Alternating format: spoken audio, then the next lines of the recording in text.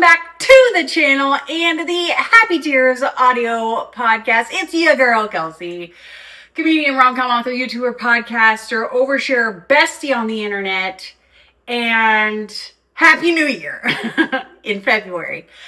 Personal update. I had so many big plans with regards to coming back strong in January, as I'm sure, doesn't everybody? Everybody does that. But at the end of December, I stopped to do some goal setting. In order to do goal setting that works, that's effective, you need to look at your previous year and your past goals and your past results.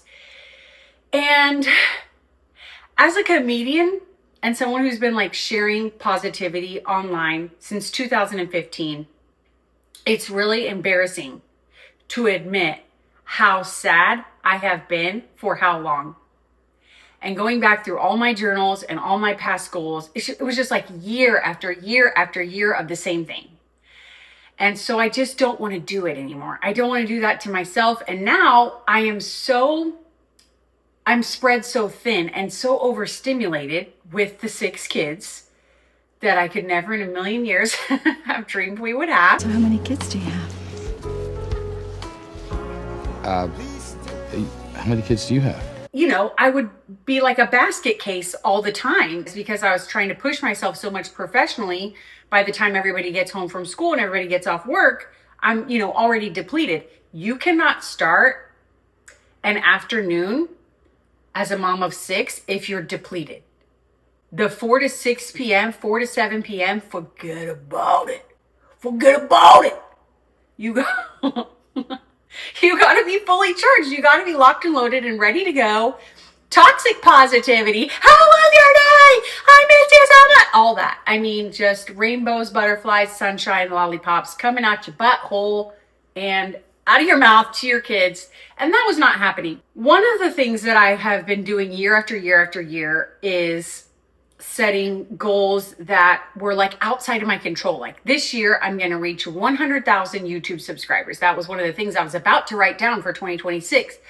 But YouTube changes every 30 seconds. All of social media, online media changes so fast. The goal should be upload every week. That should be the goal. What can Kelsey actually control and see progress and work towards it, right?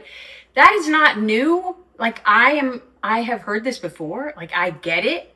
I think we all get it. If you're a creative, instead of I want my book to top the charts, your goal should be something like, I want to release 3 books, or I want to write 5,000 words a day or something, right? Duh. But, and here's the other thing, I have been achieving and my prayers have been answered. We got our adopted kids. We had a baby. Delayed answer to prayer. Surprise answer to prayer, but he is an answer to prayer, and then my books sold really well, made almost 6 figures in a year. What? And top of the charts, and people loving my work all of a sudden. And here on YouTube, people are subscribing and people are commenting again. And your girl was unhappy through all of that. The common denominator is, wait for it. It's me. Hi, I'm the problem. It's me. So I had to really sit and do some praying and thinking in January. And it's embarrassing to say that.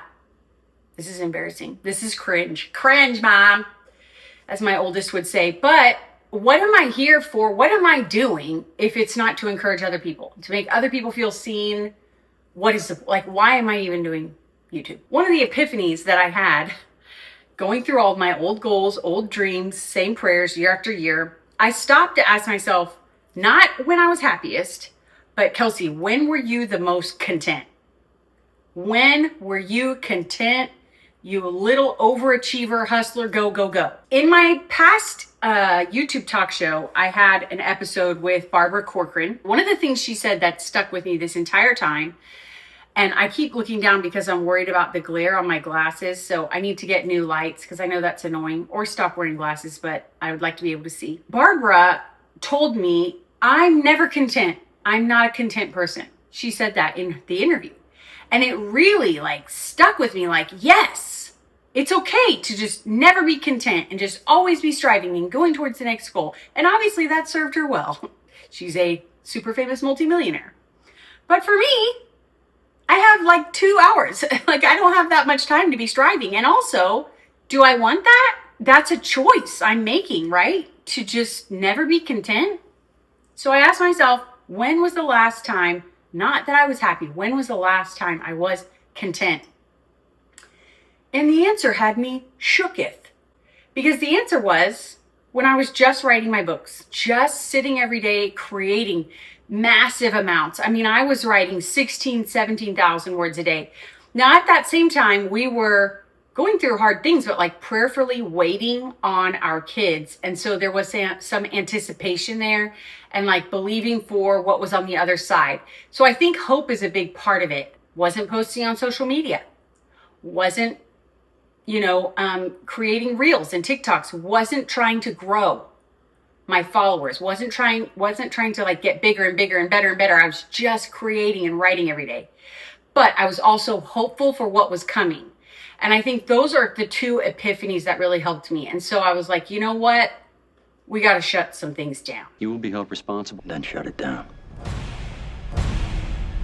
Also, from a biblical perspective, biblically it says the joy of the Lord is our strength. And I was like, my guy, where is the joy? I have no joy. I haven't had joy for years. This is where the answer comes in after prayer and waiting on the Lord. I felt like he said, my joy is available to you. And you're not, taking it. You're not grabbing it, protecting it, preserving it. And I don't want to belittle people who are in like clinical depression. And I think I have been, there was some postpartum stuff. Like, I don't want to make light of really difficult times. We have a very difficult life. There's stuff in our lives I don't even talk about online. Like there's a lot. So I don't want to like slap a Bible verse on it. But also, I think he told me like, I have so much joy just available to you each day and you're not seizing it. So this year I'm getting my joy back. But as soon as I had this realization, you guys, I kid you not, I got on Canva and I was like, I could make it into a series. Let's get our joy back. When that was like the exact opposite of the epiphany I had had. So seriously, I'm like about to I realized that the key to my joy, if I'm talking about contented, peaceful happiness, is the key to my joy is doing less. Then let's not make a series about getting your joy back, you dodo. Right? Why am I like this? Why are you the way that you are? So I'm not doing that. Even though it looked really cute in Canva. I recorded some reels and I was like and I looked cute and it was all set. No, Kelsey. Some of you listening to this, watching this, you are also a go-getter, maybe an Enneagram 3. I refuse to take the test, so I think I'm an Enneagram 8, but you're a doer. And you're like trying to prove your worth to whoever with all of your accomplishments and all of your what you produce. And you need to hear this. Like, no.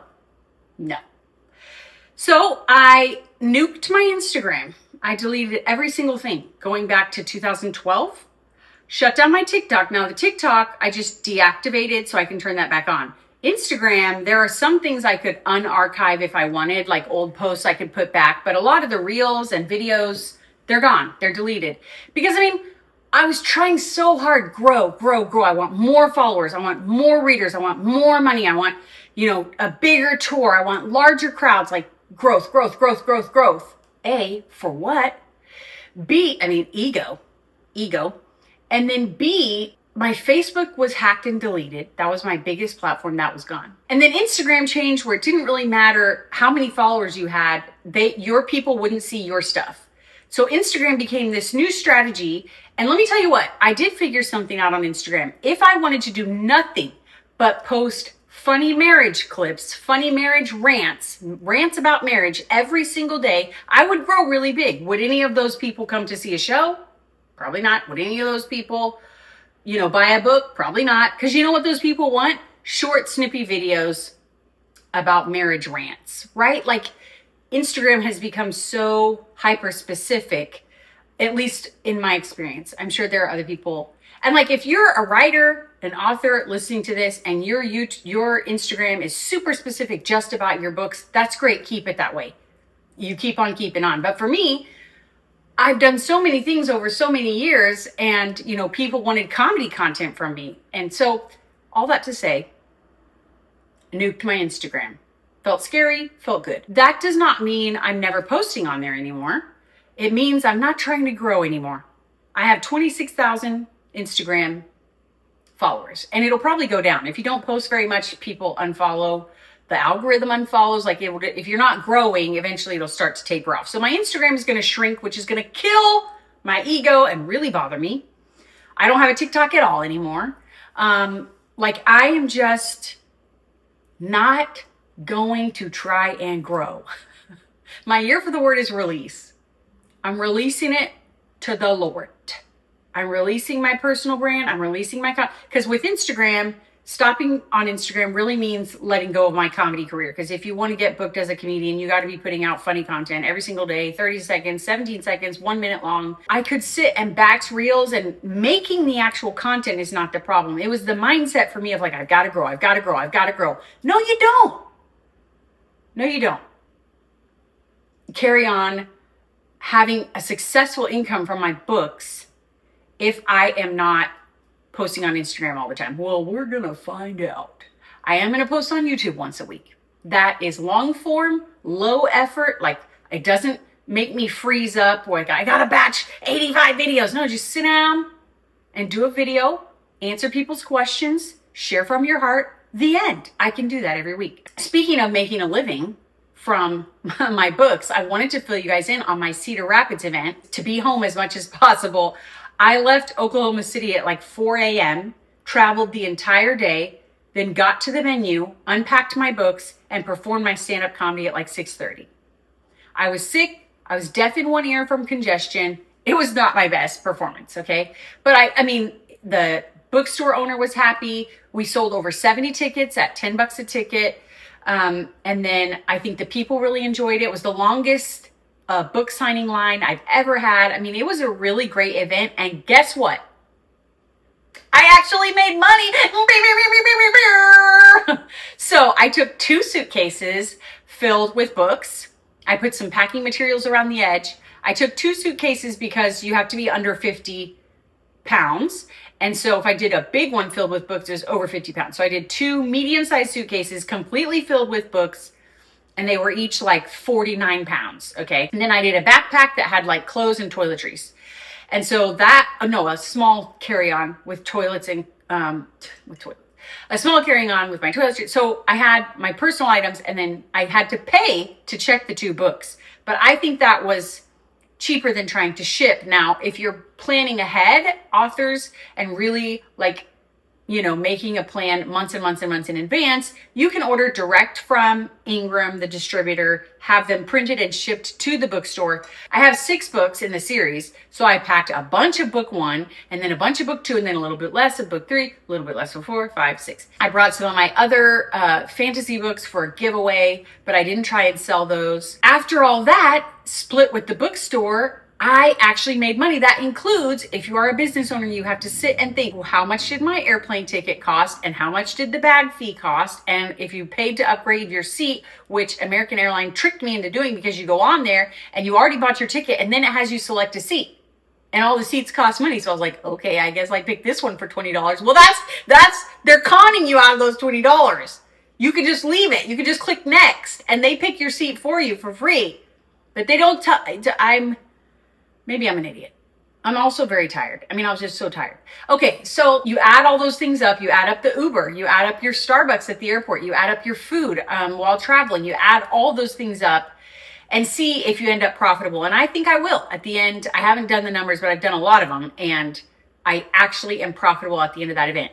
But the other thing you have to calculate if you're a real business owner is the price on your time. And we've talked about this before in past writing videos. A writer, this was in an author group, this guy who's been writing forever, he calculated that he is making $200 an hour for every hour he sits in his chair and writes. Well, I left it. And then what about the hourly rate if you were to pay a mom for all that she does? If you're to pay a mom an hourly rate, and you add all that up, because I left at 4 a.m. Thursday, traveled all day, did my performance Thursday night, went to sleep, woke up at 2:45 in the middle of the night in Cedar Rapids, which it is cold as balls there. You people from the north, you built different. Wow. Like mad props. It was so cold. So then I got in my rental car, drove to the airport in the middle of the night, which is super creepy. Airport wasn't even open. Finally get on my flight at 5 a.m. Travel home. I made it home at like noon, took a nap, went and picked up all the kids from school, dropped them off at home, turned around and went to my daughter's choir concert at 5 p.m. So the level of exhaustion and the amount of total time gone, spent not sleeping, not writing, not momming, I don't know.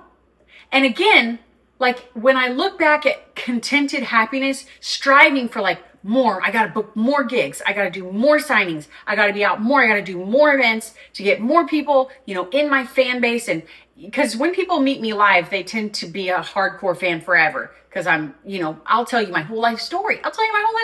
So we take selfies and I'm asking people questions and we become fast friends.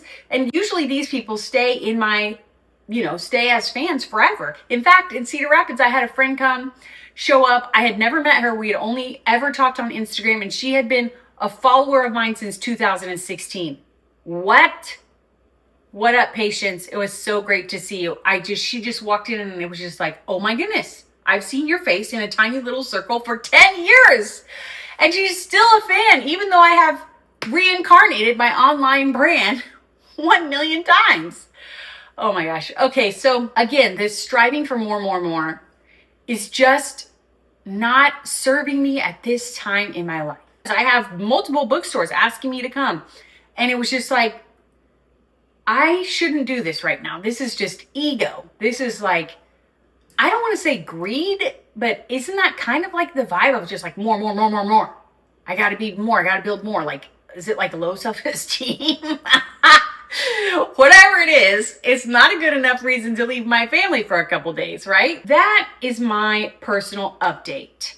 I'm posting here on YouTube once a week. I'm answering your questions. You got to go to the form and fill it out so that I have in my database of like, here's the questions I'm answering this week.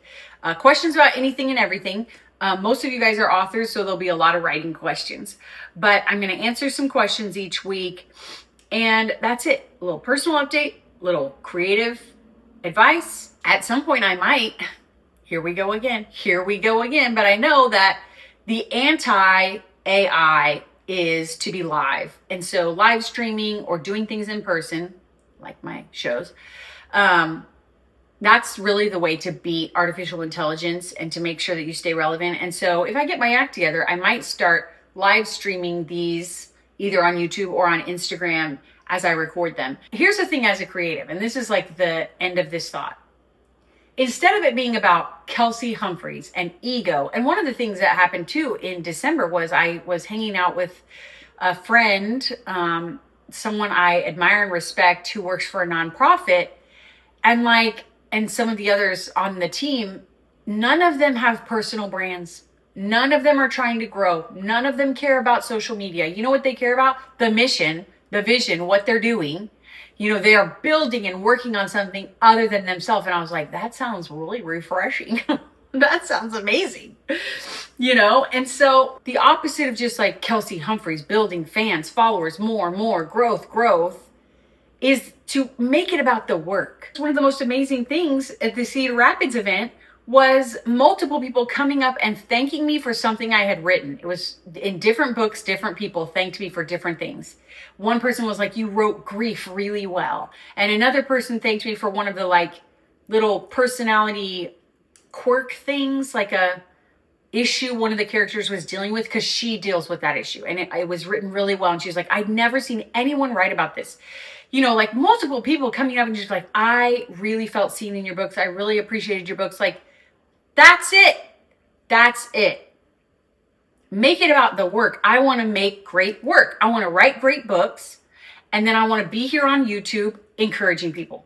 Like, make the audio podcast and the YouTube videos, the value I'm providing, the answers to your questions, make it really good.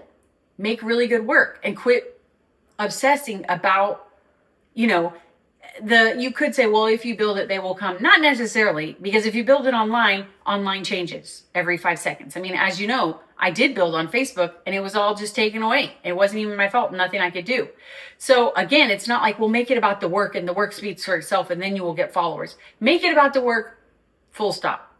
I want to make great work, and therein we'll find joy, contentedness, happiness. So if you see me on Instagram, maybe on Instagram stories, not live streaming, not posting reels anymore, and I'm crying, those are happy tears.